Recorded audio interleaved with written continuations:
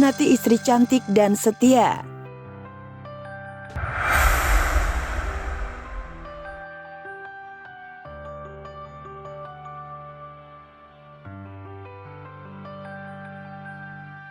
Inilah detik-detik Fachri Albar diringkus polisi di rumahnya kawasan Jakarta Selatan Minggu malam 20 April 2025 lalu.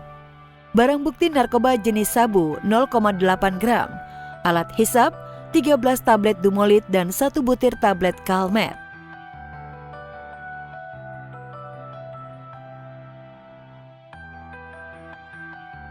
Kita masih melaksanakan pendalaman, baik itu terkait peran maupun jenis dan jumlah barang bukti masih dalam pemeriksaan kita.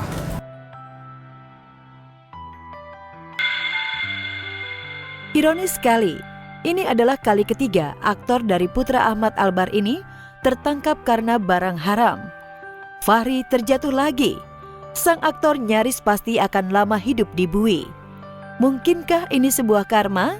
Karena berulang kali menyakiti keluarga, terutama istrinya Renata.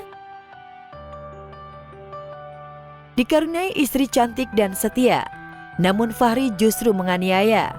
Bahkan ketika 2 kali Fachri terjerembab sebelumnya, Renata masih setia, mendampingi, membesuk ketika di tahanan dan penjara. Setia pula mendampingi kala diadili. Namun lagi-lagi balasannya justru menyakiti. Kita nggak bisa tiap hari datang sih, seminggu sekali saya sama anak-anak datang ke rumah sakit. Bawain makanan, ya bilangnya paling papanya sakit, terus paling beliin mainan nih dari papa gitu. Pasti ini yang terbaik buat semuanya juga. Masyarakat ikut geram. Akankah kali ini Renata kembali setia di sisi Fachri? Andai iya, Renata wanita berhati malaikat. Namun jika tidak, publik pun pasti akan di belakangnya. Isu pun langsung mencuat bahwa kali ini Renata bersiap angkat kaki. Ibu 2 anak ini siap cerai.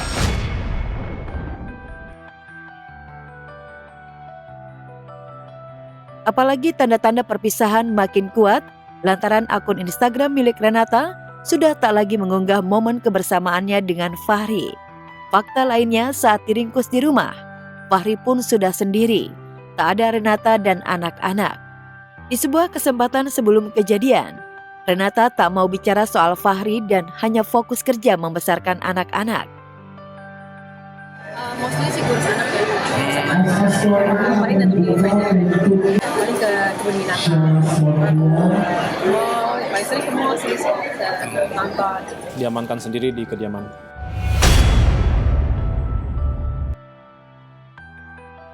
Andai kabar siap gugat cerai benar, andai Renata sudah menyerah, itu hak sepenuhnya dia. Seperti keputusan Irish Bella, yang kebetulan punya kisah miris persis dengan Renata. 3 kali dikhianati Amar Zoni, lebih memilih berasyik masyuk dengan barang haram dibanding berjuang membahagiakan keluarga. Ketika aku asli, ya aku nangis. Ketika aku marah, ya aku marah. Yang aku terima segala macam emosi yang aku dapat di dalam hidup aku.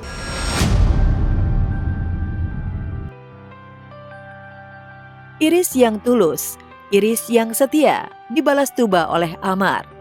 Karma pun berbicara, Amar pun kini jatuh sejatuh-jatuhnya. Air mata istri setia yang teraniaya memang dahsyat. Virgon pun menuainya karena mengkhianati Inara Rusli, istri yang mendampinginya jatuh bangun. Inara bahkan tak hanya dikhianati karena narkoba, tapi juga karena Virgon punya wanita lain. Itu bukannya jauh nggak sih? Di Bekasi, Harapan Indah. Balik kemana? Balik lagi. Ainara gak tergantikan. Setuju nggak kalau setuju ya kalau misalnya pada yang benar. Gimana ya, kalau dari aku sih enggak. Terus dari segi agama juga kan udah nggak bisa. Ya bisa-bisa aja, tapi akunya harus nikah dulu sama orang. Gimana dong? Iris kini sudah bahagia dengan pasangan barunya. Inara juga sudah memiliki calon pendamping untuk melanjutkan masa depan. Renata pun berhak memilih jalannya, karena dia tetap wanita yang butuh dilindungi dan menemukan kebahagiaan.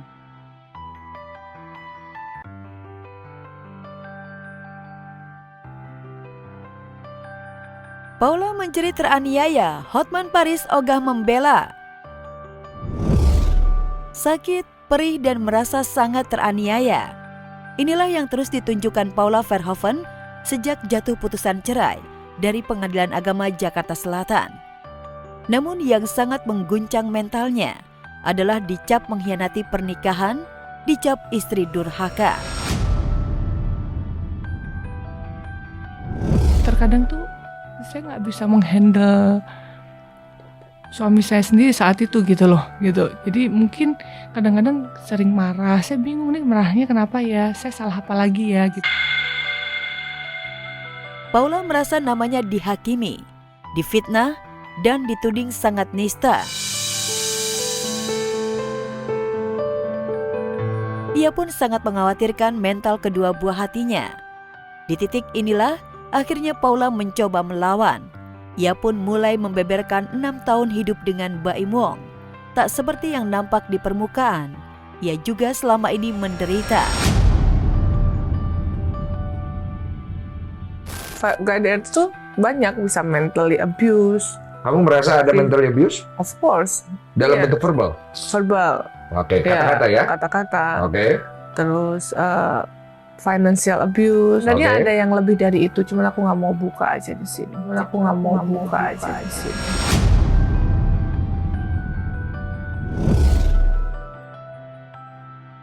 Perceraian Paula dan Baim menarik perhatian Hotman Paris. Pengacara yang selama ini konsen membela yang lemah dan teraniaya ini bahkan langsung menawari Paula jadi asprinya ketika resmi dicerai Baim.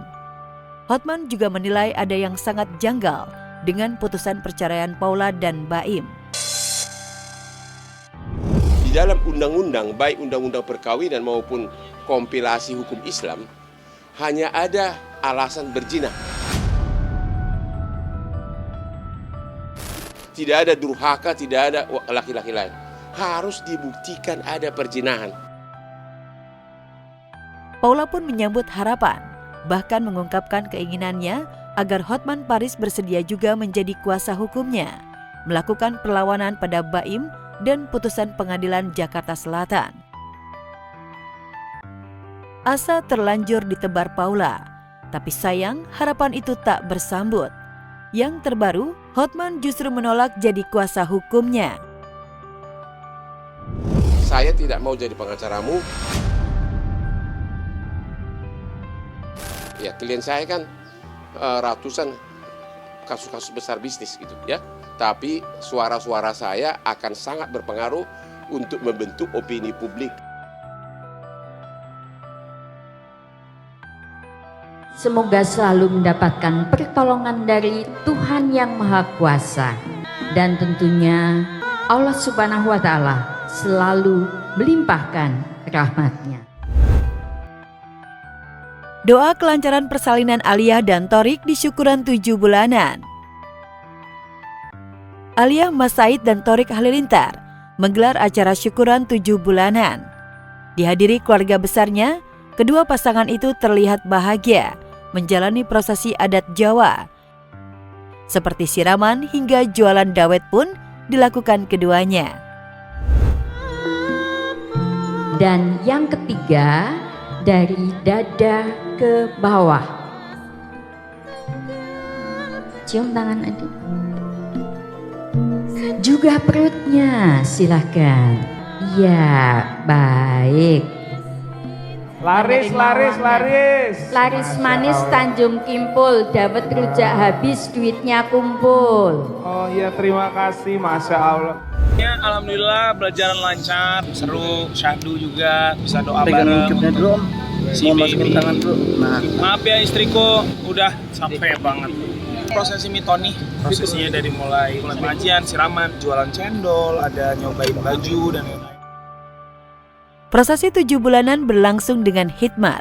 Kedua pasangan itu melakukan sungkeman dan meminta doa dari keluarga besarnya, yaitu Reza Artamevia dan Geni Faruk, agar kelahiran nanti diberikan keselamatan dan kesehatan untuk bayi yang dikandung Alia.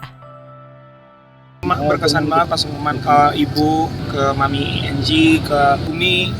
Banyak banget terasa momen harunya karena dengan kita punya anak baru bisa ngerasain berapa banyak lah pengorbanan ibu-ibu kita kan. Doakan ya buat Alia ya. Bismillah ya. Kehadiran para sahabat membuat upacara 7 bulanan semakin lengkap. Mereka pun tampak antusias mengikuti jalannya acara dan mendoakan yang terbaik untuk keduanya. Berdoa semoga anaknya menjadi anak yang selalu dengan orang tua, dekat dengan agama dan menjadi anak yang soleh. Semoga lancar persalinannya, mau sesar mau normal kita doain sebaik-baiknya. Selamat 7 bulanan buat Aal dan Torik, semoga lancar-lancar sampai hari kelahiran.